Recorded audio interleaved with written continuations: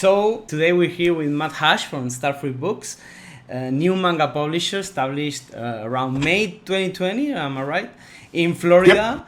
And that's been developing a nice catalog of manga, very different manga. And thank you, Matt, for being here today with us. Thank you for having me. Yeah, no, definitely. I'm looking forward to this. Thanks for, glad we were able to get our schedules lined up and get this going. Not easy, Florida, Spain, to get the schedule. Yeah. For some months, a couple of months back, we've been interviewing publishers here in Spain, and we wanted to broaden our knowledge and go beyond Spain's frontiers, not just to know other markets, but also in this case because we buy manga in English, and as we'll talk about, STAR FRUIT Books doesn't only translate manga into one language. We'll talk about that. So we are very excited to have you here. And first off, we usually start with the origins of the publishers. And Matt, STAR FRUIT Books was born in 2020 in the pandemic.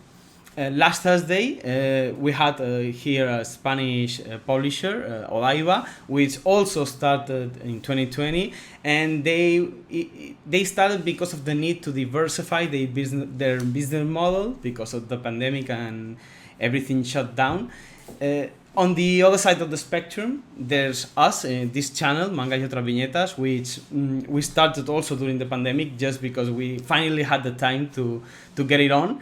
What's your situation? How did STAR FRUIT Books start? And was it a project you had in mind for some time? Did the pandemic help or not help in any way? Well, when I first started STAR FRUIT Books, I kind of the diversifying, definitely. I think that especially in the English market, we're missing out on a lot. We have a lot that has been untouched, not uncovered yet. So I kind of just figured, hey, let me shoot my shot, reach out to a few mangaka that I like.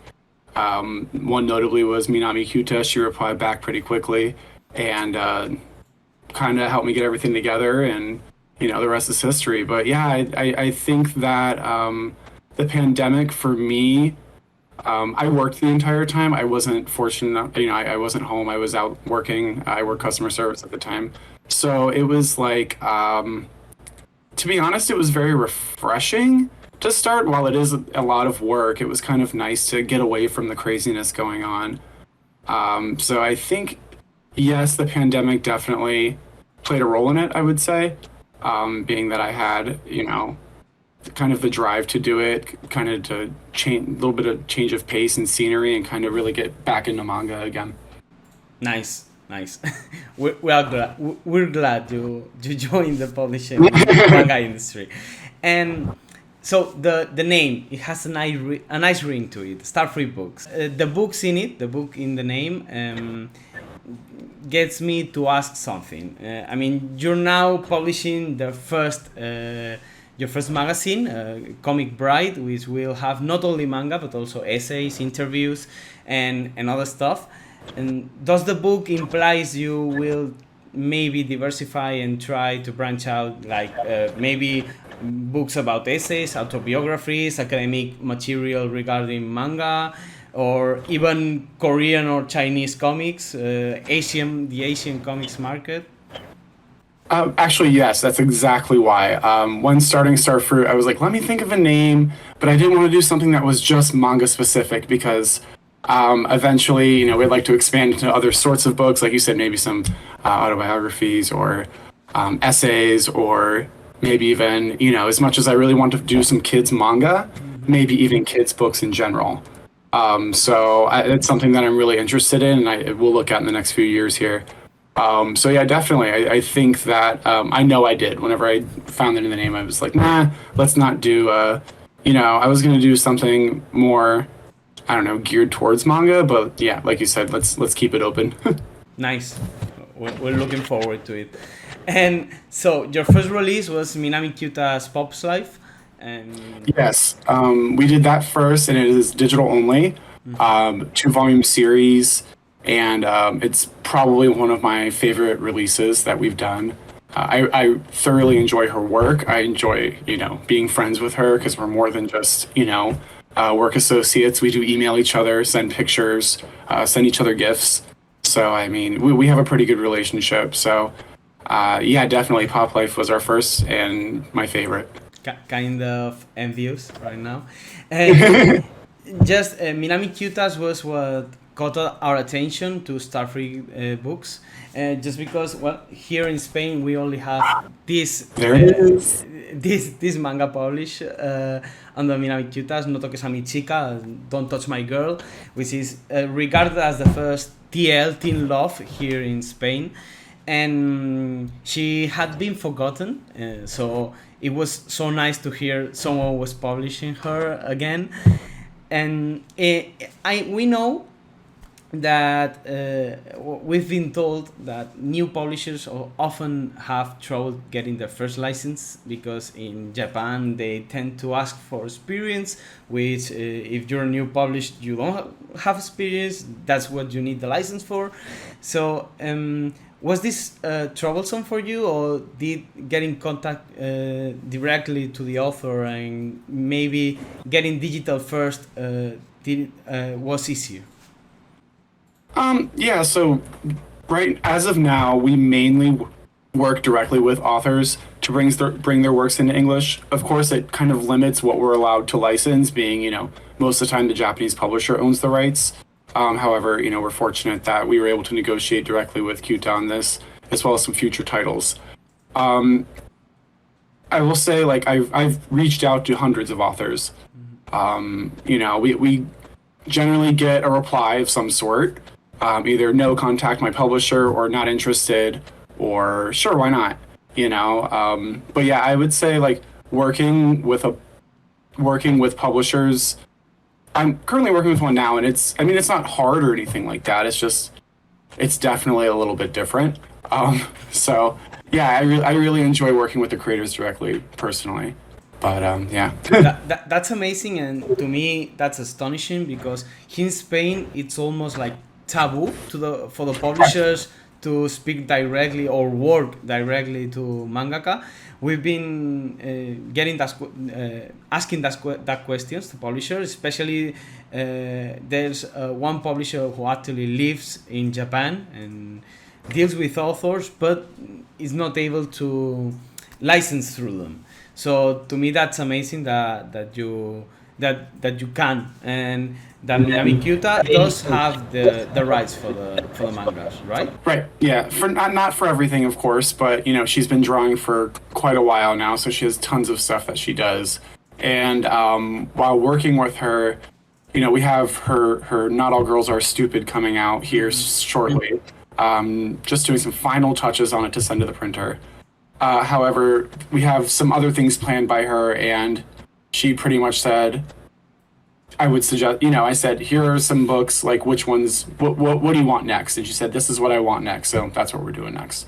But yeah, so it's definitely nice. That, and also when dealing directly with an author, you can ask them questions directly, right? Instead of having to go through the publisher and then goes up the chain of command and then may or may not be allowed to get to the author. So it's definitely it's 100 times better. In regards to the taboo aspect, yes, I think it's been pretty taboo in our market as well. I know that it's happened a few times throughout history, and I know it's happening more. I know some larger publishers are doing some, creator-owned license kind of thing, which, why not, But yeah, no, it's definitely a challenge. It seems more correct to work with the authors. So that was astonishing when I heard you say it, and I just wanted to check it out. In the past, you said that your objective was to publish manga both in print and digital. Is this still true, or will there still be print only in digital, or will there still be publishes only in print or only in digital? As of right now, I want to make sure that we can get everything out, print and digital. Of course, going forward, I can't promise that. Especially when we're dealing with publishers, you have to remember stuff with contracting. It might cost a bit more to have the print license versus the digital only license, or they might not offer a print license, only a digital license. You never know. So I can't promise anything, but most of the stuff that we are working with authors directly on, we should be able to do digital and print. There are a few series of ours that are digital only that I'm looking at going back in, getting some print editions out of them, probably early next year. We have a few one-shots that aren't too long, so we could print those, stuff like that. So definitely. Nice. Glad to hear that, of course. And as with most manga publishers, you started with one-shots and short works. As of now, the longest with 3 volumes will be Jungle Life in Love from Daisuke Nishijima. Do you want to publish longer series? And if so, what would be your limit of volume count as of now? Yes, we would like to. Yep, that's 3 volumes. I'm currently trying to negotiate something, I think that's 8 volumes. Whoa. And while I'm completely fine with that, I think it's doable. It's definitely going to be an adjustment. So before I commit to any of that, I really want to kind of get a roadmap worked out there to make sure that we stay on track and have a good release schedule. Young Alive in Love, speaking of that one, Volume 2 has been a little bit delayed.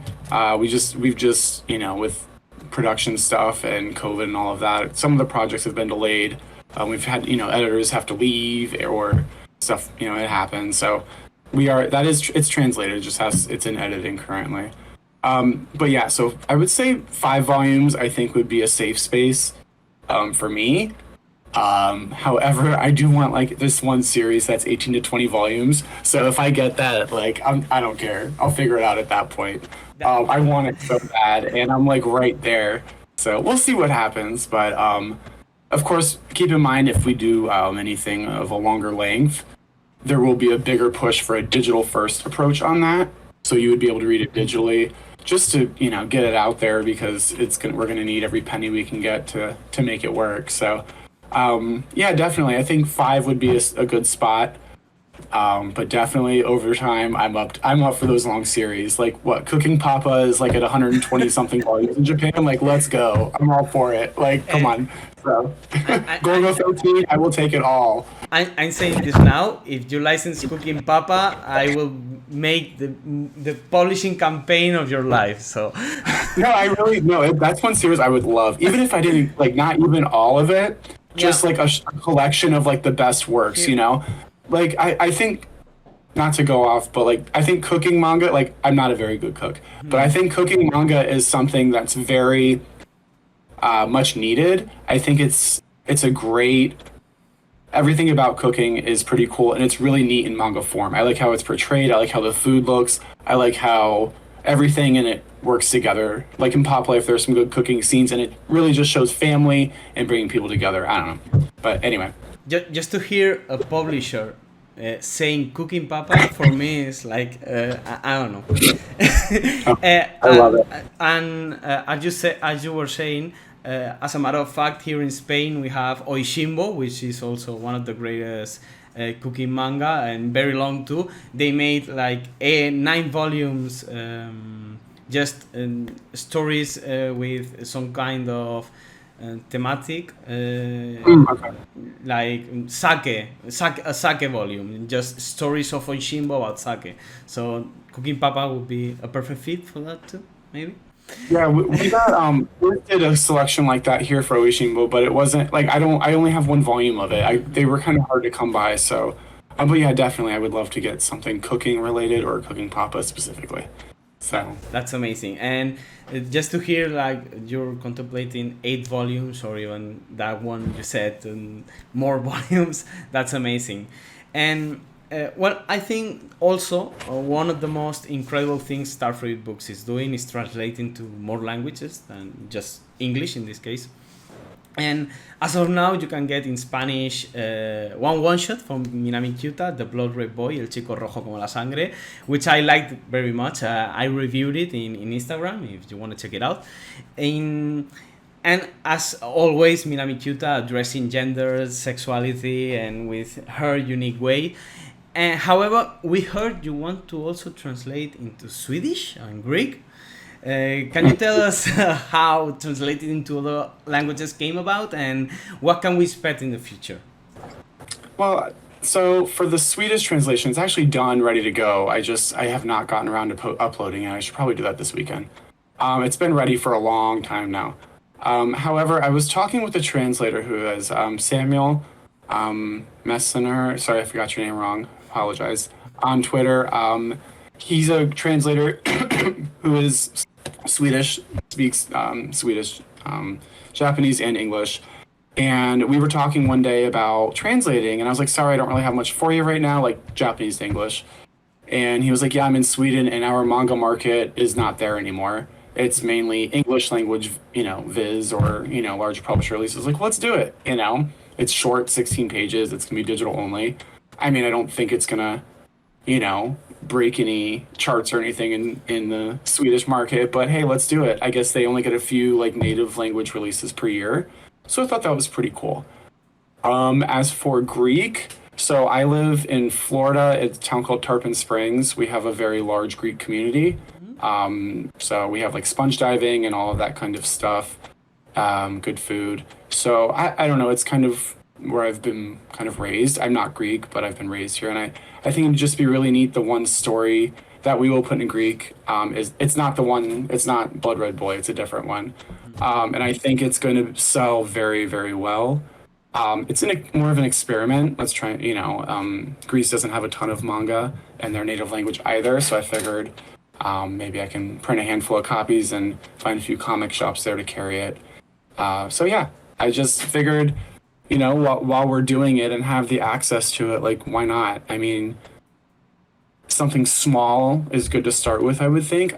I mean, I don't know what our plans will be for that, but I would definitely like to publish more in other languages. That's awesome. Here in Spain, we just got published the first translated into Basque manga from the Basque country, and that was also amazing. And about Spanish, I heard you want to do more. Is that true? Not? It is actually. So I can say that our next title in Spanish, I'll probably announce it. We have an anime convention on September 17th and 18th. So I think I'm going to announce it that weekend. It'll be on Twitter and all of our socials. We're going to release, it is something by Minami Kyuta. I can tell you that much. It is a one-shot. I can tell you that much. And it's also going to get published in English as well. It will be printed. Oh. And yeah, it will be printed. That's a whole nother thing I got to figure out, though. It is translated by Antonio Valdez, who did our. I was gonna ask, will we seeing printed Spanish translations? So. Oh yeah, that's great to hear. That's great to hear. Yeah, so that one will be printed. Actually, that gave me an idea.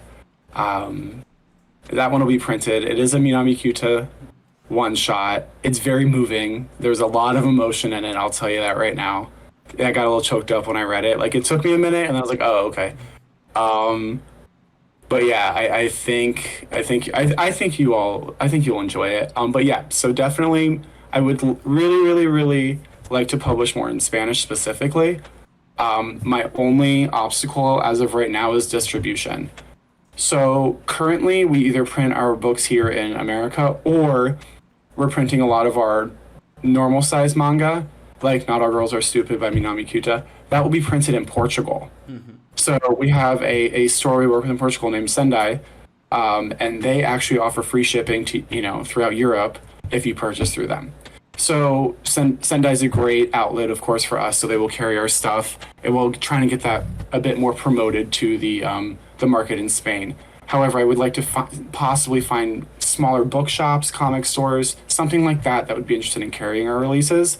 We try and do the whole indie thing and not get on Amazon. It's just not my thing. Yeah. So I prefer it to be at a smaller scale. So definitely, I mean, I'm going to definitely push for more Spanish language releases. However, how quickly we can do them really is going to be based on sales and distribution. So I'll be honest. I mean, it is what it is on that. So However, you know, being that Cuta has you know, people know of her in Spain, I think it'll be kind of nice, especially being that I have a handful of her works at my, you know, that I can choose from. Yeah, I do too. And I was gonna say we love.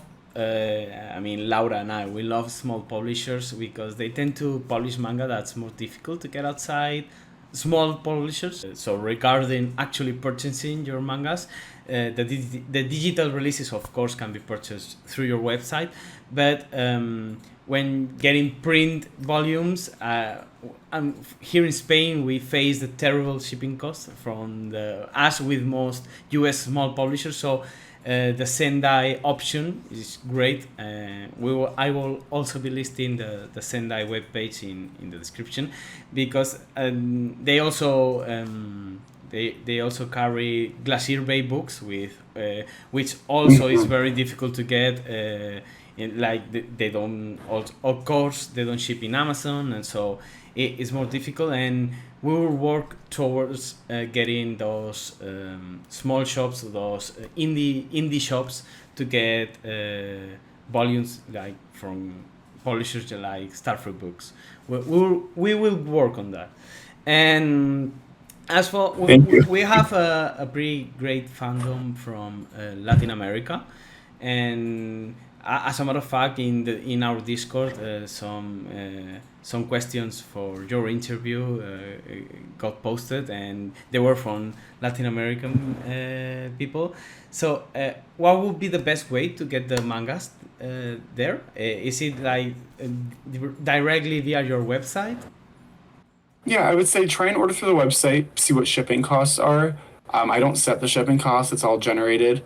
They do change from time to time. However, if you want to do like a bulk order or like order more, email me directly. Maybe we can try and work it out. I know we have a store in Mexico that started to carry our books. However, we don't have anyone any more south than that. So please, anyone in South America, reach out. We would love to stock with your local shops. That, and we might have a publisher in Brazil that might carry some of our stuff, but I'm still in the early works of that. So that's great. And as for Sendai, I get a little nervous because I see the pre-orders of that wonderful horror manga on your page, and I want to pre-order it, but of course I want to wait till Sendai posts it to get the shipping costs. I think I may have seen a tweet from you speaking about pre-ordering through Sendai. Is that an option that's available now or will be available? Sure, it will be available. Like 99% of our books, I would say Sendai will carry, just because they are in Portugal. We're using a printer that they're in the same city. So, you know, he's going to be able to have access to those books right there, as well as getting them forwarded here to me in America. So I would say anyone in Europe, as much as I would love for you to purchase directly from me, save yourself some money and get it. Wait for Sendai to get it, to post their pre-order. I post our pre-orders way in advance. Sendai usually does it a little, you know, within a shorter window. Generally, I like, you know, I would say like maybe like wait, like, I don't know, wait till you see that it's printing, or I don't know, something like that. But yeah, definitely go ahead and get it through Sendai. Save yourself the shipping costs. It's not worth it, and you'll get it. I mean, honestly, you're gonna get it quicker than everyone in America. So that's another thing for Europe to kind of cool thing about being in Europe is you're all gonna get our releases first. Most of them. Some of the shorter stuff, like we have a Boys Love one shot When Pink Rain Falls. It's about 38 pages for the first and second volumes of it. Still gonna have to try and figure something out with that, because as much as it is a lot cheaper to print in Europe, the shipping is a killer. And I mean, it is cheaper altogether for larger books, but for smaller books like that, it is a bit, you know, it's a little bit more cost effective to print it here domestically. So we'll try and figure something out with that as well. But I think we'll be able to work through it. Nice, sweet. And also about now that you said that you posted way in advance, I forgot to tell you when you said that there were delays. I wanted to tell you that since the pandemic, I think we've grown accustomed to delays here in Spain. I mean, we're waiting on manga that was announced and should have come out in 2019. Oh, okay. So we're kind of I don't feel as bad then. yeah. Yeah, no, it happens, or it's the way the market is now. I mean, Yeah. that and like think of printing. People get upset about, oh, it's taking a while to print. We're not the only one printing with the printer. That, and think about larger publishers. Like they get the first say so. They get their first foot in. They've got, I mean, what printer is going to turn down someone with a 300,000 copy print run versus someone with a 5,000 copy print run? I mean, money's money. So it's just the realism of it. It sucks. Not gonna lie, it sucks, but it is what it is right now. And I mean, I think things are getting better in the print world. I think it varies a little bit depending where you're printing. Like, I don't know. It just depends. But yeah, definitely, I think it's just the way it is right now. It is, unfortunately. Unfortunately. Now going over your catalog, we see amazing variety, which we love. We also love every kind of manga, genre, demographic, etc. Josei is probably the demographic we most lack in Spain, and so you can understand our hype, like with Minami Cutas.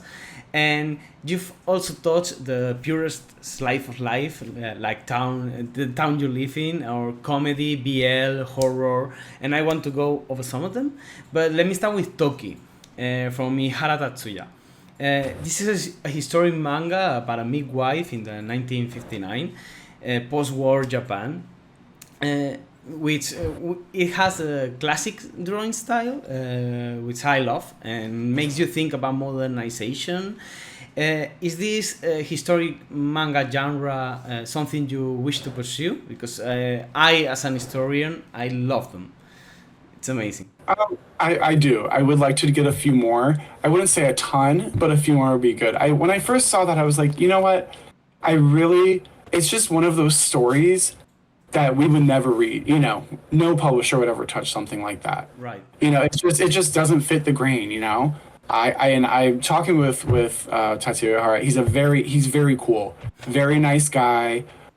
He collects rare manga, and so do I. So we talk about it all the time. I'm actually going to send him some, which is kind of funny. But so he's really neat, and he was like, yeah, I really enjoyed writing it.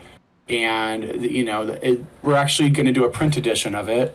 I might do something with that. I want to do that maybe this month, or get that all wrapped up. Because he did a limited print edition in Japan, and it included in the back of it. There's some like color images which were pretty neat, as well as like some storyboards. Which I mean, as much I might include them, I don't know, because it's just more tracings with Japanese lettering. So. I don't know yet, but yeah, definitely. So I would like to do some more historical manga. I just don't know what and who yet. So, but yeah, look for more of that, as I probably will be exploring more in the future. Nice. I loved it. And I want to get my hand on that print publish. BL is another genre you've published, and here in Spain there's been a BL boom.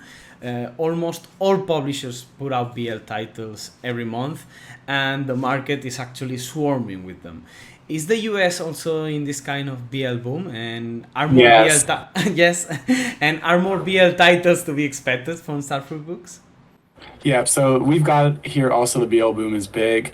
I think Girls Love is pretty big also and growing. It's just it's not getting the steam that BL did in regards to licensing. I feel like a lot of Girls Love gets looked over, which is ridiculous because it's so good.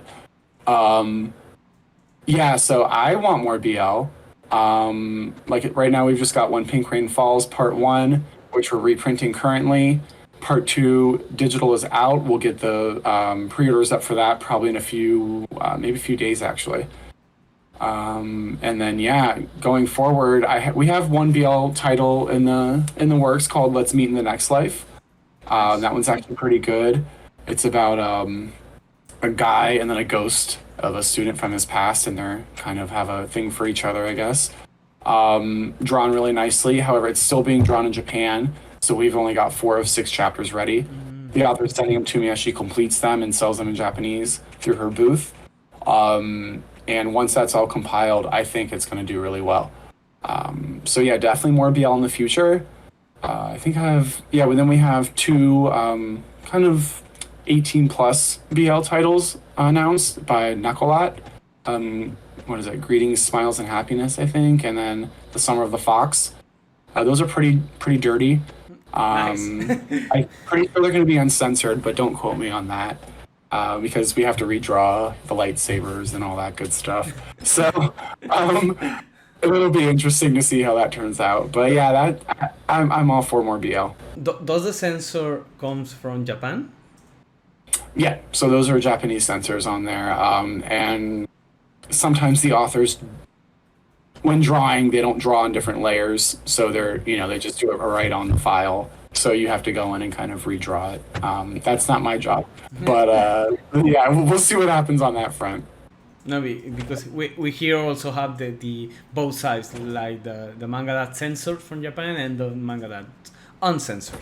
So, oh, okay. Yeah. Yeah, we have uncensored as well. I mean, I've said it before, like I don't know how much of that I want to get into. Yeah. Like the 18 plus stuff, just because it's, I don't know. Like we've got a few titles, like I said, a few of hers and maybe a few more, but I don't know if I want to make it like a common thing. I don't mind. I mean, I like BL in general. I read a good amount of it, but I don't like a lot of the too dirty stuff. And I think the not so dirty stuff sells pretty well too. So.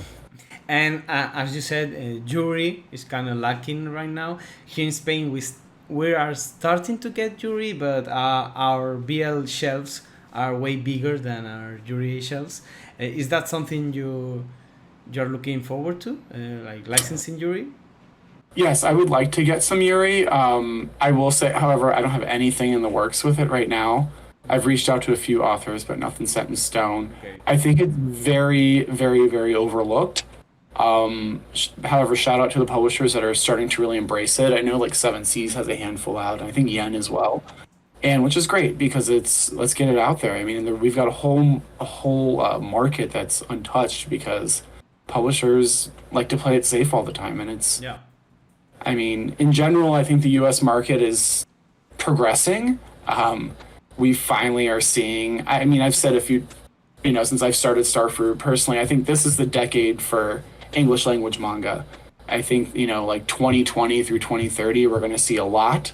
We're going to see the market diversify a little bit, which I think it already is, thank God. And it's not going to be your big guy. I'm not saying Viz doesn't do, Viz does everything. However, I mean, look at 7 Seas. I'm very proud of them for coming in and kind of getting different titles, just like Yen. Denpa is one of my favorite publishers. I think Ed at Denpa has the perfect catalog. I think he's very well versed in manga, of course, and I think he really has got his shit together. So I really appreciate that. Of course, I love Star Fruit Books because that's me. Glacier Bay Books is another one I love. I'm very close with them. We have a great relationship, and I love everything that Glacier Bay puts out. When I can honestly say, I don't think I've been disappointed by one of their titles. It's great. So I think this is the year. I've seen a couple other publishers pop up, like the one Tentai Books. I know that they're in Spain actually. They do Spanish and English, but they do a lot of like isekai stuff, I think. So that's not my thing, but it's nice to see that we have other publishers popping up. Yeah, for us, the customer, that's awesome. So we love manga. The more publishers, the more manga. And Hideshi Hino is one of the mangaka you brought, and I know in English you hadn't seen anything from Hino in quite some time. Here in Spain, we are lucky. We do have some Hino publishers. Actually, Panorama of Hell is one of our favorite Hideshi Hino manga. But you're also expanding to classical horror with Momoto Makiru, Noroi Michiru, Tatarism, now Miyako Kojima, the latest. And we love that because that's, I think, our most craved genre, the classical horror, and we get very little of it in Spain, except for Junji Ito. There's here some Umed, some Kanako Inuki by small publishers, but there's none of the authors I cited. So, do you have more on that way coming in? And did you like the genre? Are there more to be expected? What pushed you to get into it? Well, I personally, so funny thing is, I don't like scary movies. It scares me to death, it'll give me nightmares, all of that, but I don't mind reading it. As long as it's not too gross. Like, I get a little weirded out when it gets gross. But I really enjoy reading horror manga. And while I love Junji Ito, Kazuo Umezu, while we do have some of their works in English, like, we have no horror in English. It's so overlooked. I mean, we might have some newer things, but still it's kind of unacceptable, honestly. So one day I was just like, hey, let me just shoot my shot, see what happens. Let me contact Hino. And I got a really quick reply. And I was like, can I ask for these, like, a couple titles, And they were just like, yeah, make a list and whatever. And I sent it back, and I was at IKEA one day with a friend, and I just got an email, and it was like, all good to go and a signed contract attached. And I was like, oh my God, like, I'm going to pass out in the middle of IKEA. But it was pretty cool. It was pretty cool. And, like, so I've spoken with, a few times via email or Twitter DM as well. However, I work with a guy, I guess you could say is a manager that manages Hino Productions or Hino Pro. Hiroaki Tarai, very nice, very cool guy. He actually helped, I think, direct and put together Hino's documentary. Which is like probably like I'd say like 15 to 20 different horror artists from Japan, and they just all talk about them and stuff. I would love to watch that in English, but if there isn't an English release. So yeah, no, they're very nice to work with. They're actually doing Hino Fest this month in Japan to promote Hideshi Hino's 55th anniversary. I'm really bummed I can't be there because that would have been something so amazing to see. However, they did mail me a shirt, and it's on its way, and I think it's from Hino Fest, and I'm dying because I have to know it. All I said is I'm getting a shirt, so... but no, definitely, I would say Hideshi Hino is one of my biggest, I feel, accomplishments. First of all, I think it's ridiculous that English publishers have passed him over for so many years. His work is timeless. It can be read by anyone.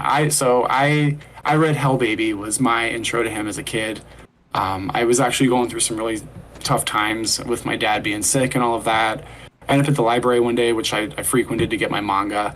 And it was just sitting there kind of like not, and some of our libraries here have manga for everyone. And then like in the adult comics, they put some adult manga in there. I was like, well, Hell Baby, like this looks kind of cool. Let me check it out. And I just remember just being fascinated by it. So that was probably my first Hino work, and over the years, I never bought any of his stuff, unfortunately. And then I, getting into publishing, and then I see, holy cow, like $200 for a volume of that's not acceptable. Yeah. So yeah, definitely. Hino's really cool to work with. Definitely very fortunate. And I would say we're going to see some more Hino coming out in other languages as well. Some stuff that hasn't been touched before. So I'm not from me personally, but I know a few Italian publisher, French maybe, and I don't know about a Spanish publisher though, and I got to look at my list. La Cúpula is the Spanish publisher that has Hino. Doesn't have a lot, but enough to read some. Okay, I'll have to look into them and maybe reach out to them. For example, Town of Pigs, they doesn't have. Yeah, I was going to say, I know, like, so Town of Pigs was one that no one had. It was just, so okay, let's rewind a little bit there. My plan with some of our Hino stuff is I would like to do at least 2 books of his per year. Nice. Personally, I would like to do 1 new title and then one that has been published before in English as like a reprint. So like we're doing, our latest Hino announcement was Panorama of Hell, of course, so that's going to get a printing, as well as Occult Detective Club, which it's pretty neat actually. I kind of like that one. So I really like horror and I like sci-fi as well, and it kind of mixes the elements of it. So definitely. So then hopefully next year we'll do something reprinted. I keep getting either a lot of people are asking for Red Snake or Hell Baby, but we'll see. I'm honestly leaning towards doing a poll and letting the fans choose which they'd like to see. Because honestly, I want them all. So if it were up to me, I could afford to. We'd only be printing Hino and goodbye. Like that's all we're doing. So yeah, I'll have to see what I can get going with that. But definitely, for those wondering, 2 a year, probably 2 to 3 per year is what I'd like to do, and at least one of them be a reprint, of one of the older volumes that were released in English. However, keep in mind, we do have to use a whole new translation.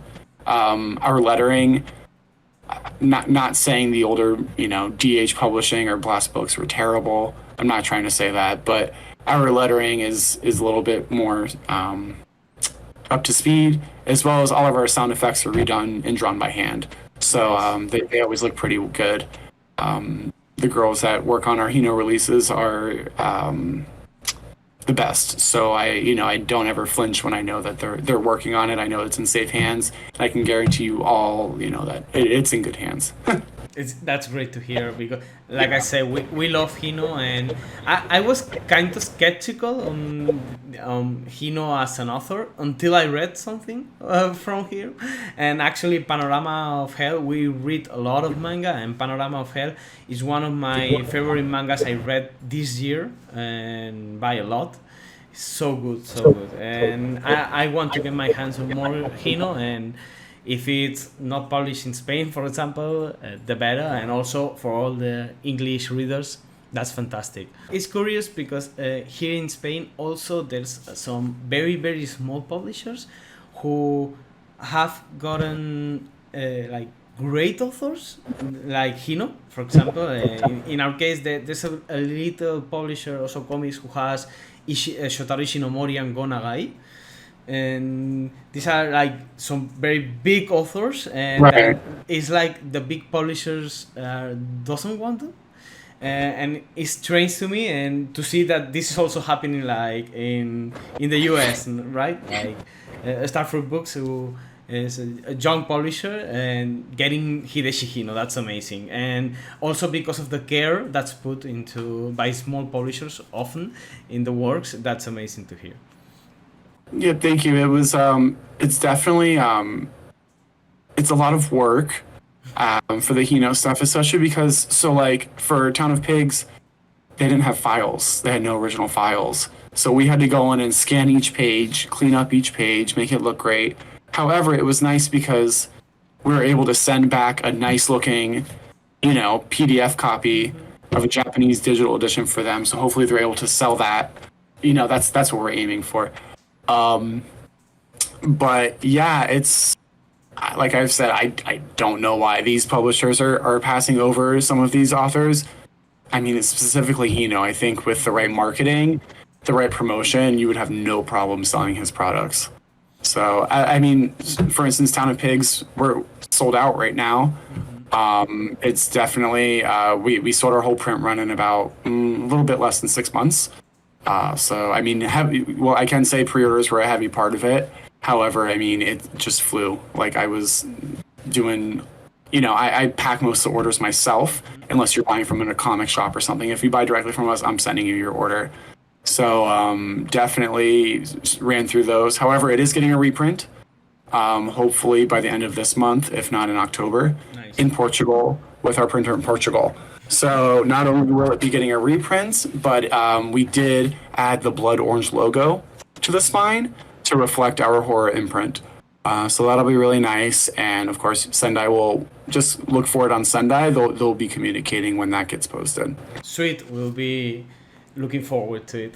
And also, you've said in other times that your dream would be to publish some classical shoujo, 24 group maybe.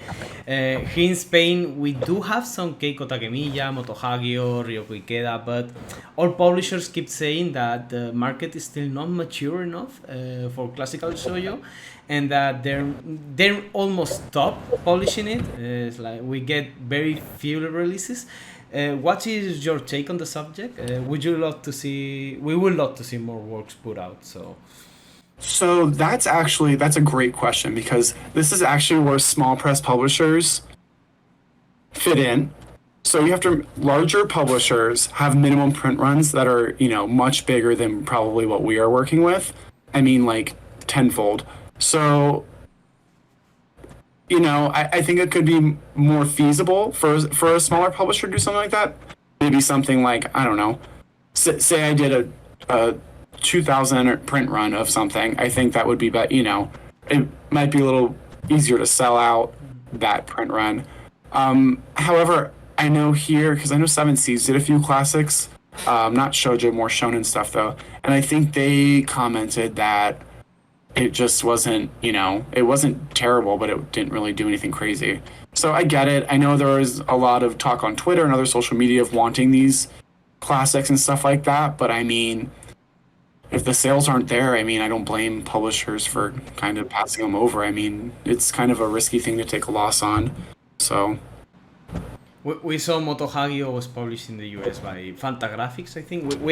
We actually have those volumes. Like I said, we would be open to see STAR FRUIT books getting the 24 group. Just saying. And yeah, no, I'm not against it by any means. I'm not against it. That I would have to go through publishers for that. It would be probably a really smaller print run and very limited. So we'll have to see how that would work out. I would love to though, definitely. I'd love to do any sort of classic manga, shonen shoujo, preferably shoujo. It just depends on getting them, as well as we'll have to see how they sell. I'd have to get a ton of heavy promotion, which I'm not too worried about the promotion part of it. It's just more of getting the title and really seeing if it works well for the market. Right. And you've also said in the past that you would like to publish some Garo works. Yuta Minami did work for Garo, and would you be interested more in the early Garo works, like also Comic Baku or Com, or would you like to be late Garo, the more avant-garde stuff, Hetauma and the Axe magazine works, etc.? If we could dream, Shirato Sanpei seems to be forgotten in English and in Spanish for a long time, so that's just me dreaming, but well. So I like Shirato Sanpei. I there's nothing by him in the works with me, unfortunately. However, I would totally be up for it. Nice. Yeah, sign me up there. In regards to Garo, I like Garo a lot. I don't know if we'll be getting anything from Garo at this point. However, I'm not against it, as well as AX. I really like AX as well. We are working with what's her name? Nami Sarata. She does Oedo-chan. And she actually started in AX. She has a few one-shots in AX magazine, so I might get those. We're kind of working that out now. So we'll see. There was one that I was going to go with, but I don't remember what it was. In regards to the timelines, I'd probably say like earlier Garo stuff, as well as Com Magazine. I have a lot of interest in Com Magazine. A few things in there. I've got a nice collection of it as well. Nice. So we'll have to see. I can say I'm looking at one or two things in Com. But yeah. That's nice to hear. Yeah, we'll see what happens with that. No promises on it, but that's like a larger project that I'd like to do, and it would take a lot of work from a certain somebody. So we'll see what happens. Just hearing Cooking Papa and Shirato Sanpei from the mouth of a publisher, it means a lot to us. So that would be all for us. I don't want to take more of your time, and thank you very much for being here. It was a pleasure having you here, and I hope you come back sometime. And to maybe speak about new releases, and we will be in touch, of course. And everyone, just check the links in the description and get out to STAR FRUIT BOOKS page to check out their catalog. So thank you, Matt, for being here. Thank you for having me. I had a lot of fun. Yeah, definitely. I'll definitely be back whenever you'd like to have me, and we can work something out. All right. Nice. Bye. Bye. Bye.